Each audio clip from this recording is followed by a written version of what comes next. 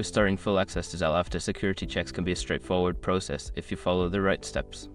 Here is a simple guide to help you regain access. Step 1. Verify your identity. Start by gathering any necessary identification documents. Zelle may require you to confirm your identity through personal information or by providing a government-issued ID. Step 2. Contact your bank. Reach out to your bank or credit union that offers Zelle services. They can provide specific instructions and may need to assist you in the verification process. Step 3. Follow security protocols. Complete any security protocols your bank requires. This may include answering security questions, confirming recent transactions, or verifying your phone number and email address. Step 4. Update your information. If your contact information has changed, ensure that you update it with your bank.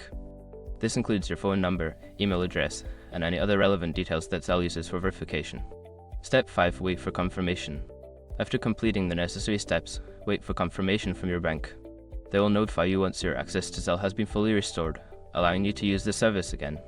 By following these steps, you should be able to restore your full access to Zelle after any security checks. If you encounter any issues, don't hesitate to reach out to your bank for further assistance.